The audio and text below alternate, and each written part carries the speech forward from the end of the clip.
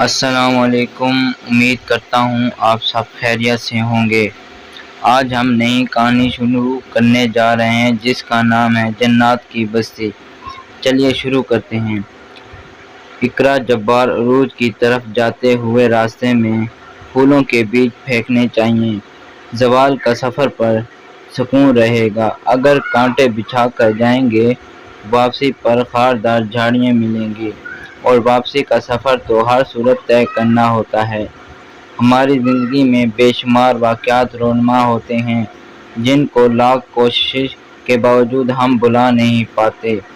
ایسا ہی ایک ناقابل فراموش واقعہ آپ قارئین کے لیے بیان کر رہی ہوں، جو امید ہے آپ کو مدتوں یاد رہے گا۔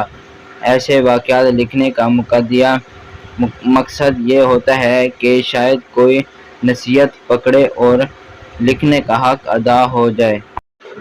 ماموں یونس 4 بہن بھائیوں میں سب سے بڑے تھے۔ انہوں نے میٹرک تک تعلیم حاصل کر رکھی تھی۔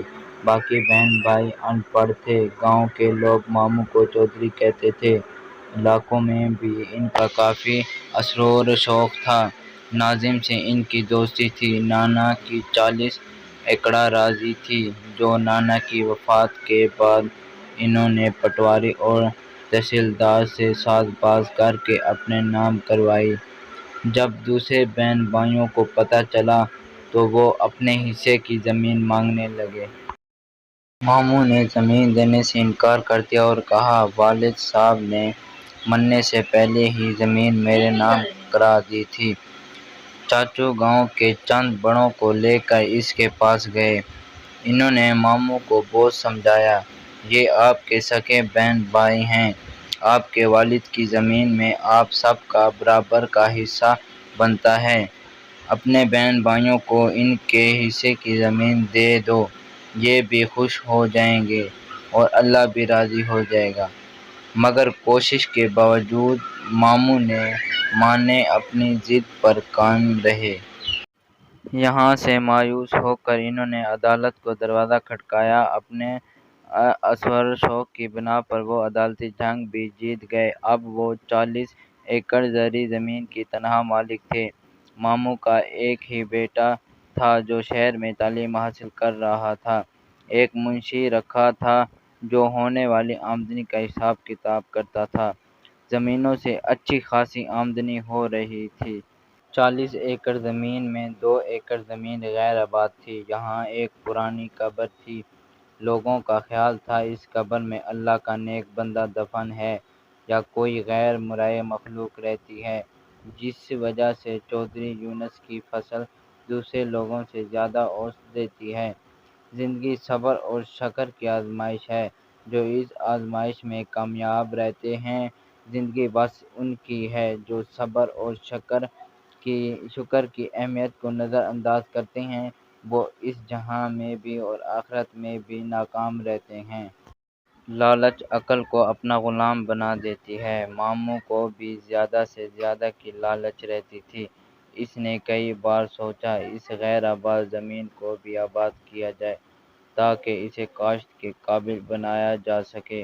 اس طرح آمدنی بھی اضافہ ہوگا۔ ایک دن اس نے اپنے منشی لیاقت کو اپنے ارادے سے آگاہ کیا۔ منشی نے کہا، ٹھیک ہے چودھری صاحب، ہم صبح کام شروع کر دیں گے۔ 8-10 دن میں یہ زمین ہموار ہو جائے گی۔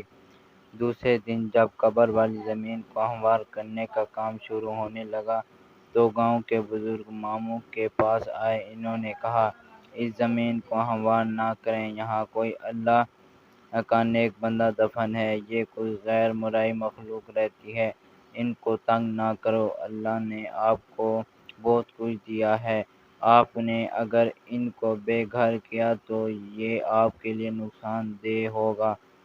انہوں نے بڑوں کا کہنا مان کر کام روک دیا۔ رات کو ایک نادیدہ قوت ماموں کے پاس آئی جسے دیکھ کر وہ دوڑ گئے۔ آپ کون ہیں اور کیا چاہتے ہیں؟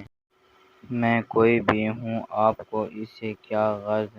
آپ کو یہ بتانے آیا ہوں کہ آپ کی غیر آباد اور بنجر زمین ہمارا مسکن ہے۔ آپ نے جو اسے ہموار کرنے کا منصوبہ بنایا ہے اسے اپنے ذہن سے نکال دیں۔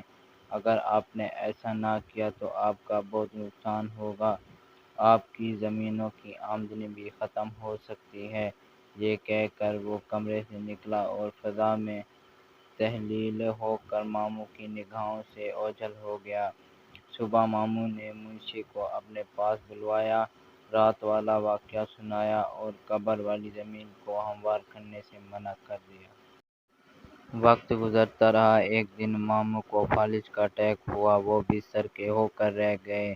زمینوں کی دیکھ بھال اب ان کے بس کا کام نہیں تھا، لہذا ان کا بیٹا حارث تعلیم ادھوری چھوڑ کر واپس گاؤں آ گیا۔ اب وہ زمینوں کی نگرانی کرتا۔ اپنے باپ کی طرح حارث نے بھی غیر آباد زمین کو ہموار کر کے اسے قابل کاشت بنانے کا ارادہ کر لیا۔ اس سلسلے میں جب اس نے منشی سے بات کی تو اس نے کہا، پہلے بڑے چودھری سے بات کر لیں، انہوں نے یہ زمین آباد کرنے سے منع کیا ہے۔ حارث نے اپنے والد صاحب سے بات کی۔ ماموں نے بتایا، یہاں غیر مرئی مخلوق رہتی ہے اور اپنے ساتھ پیش آنے والا واقعہ بھی بیان کیا۔ یہ جن بھوت والی باتیں سب جھوٹی ہوتی ہیں، ان کا حقیقت سے کوئی تعلق نہیں ہوتا۔ ہم نے اپنی زمین آباد کرنی ہے، کسی کی زمین پر قبضہ تو نہیں کر رہے جو ہمارا نقصان ہوگا۔ اگر یہاں نادیدہ قوتیں یا جن بھوت وغیرہ رہتے ہیں تو وہ کہیں دوسری جگہ جا کر آباد ہو جائیں گے۔ حارث کی باتیں سن کر ماموں پریشان ہو گئے۔ انہوں نے اپنے بیٹے کو بہت سمجھایا مگر وہ نہ سمجھا۔ منشی نے بھی اس کا حوصلہ بڑھایا۔ پھر جیسے ہی ٹریکٹروں نے کام شروع کیا، مغرب کی طرف سے گالی گٹا اٹھی۔ دیکھتے اس نے پورے گاؤں کو اپنی لپیٹ میں لے لیا۔ ہم صرف گرد و غبار اور اندھیرا چھانے لگا۔ اس طوفان سے صرف مسجد محفوظ تھی۔ پھر قبر والی جگہ پر زوردار دھماکہ، کام کرنے والے ٹریکٹر کالا بازیاں کھاتے خشک پتوں کی طرح دور جا کر گرے۔ یہاں حال ڈرائیوروں اور کام کرنے والے مزدوروں کا تھا۔ ہم آج کسی کو نہیں چھوڑیں گے، ہم تمہارا نام و نشان مٹا دیں گے۔ تم نے ہمارا آرام و سکون برباد کیا، ہمارے بچوں کو مارا، ہم تمہاری نسل کو مار ڈالیں گے۔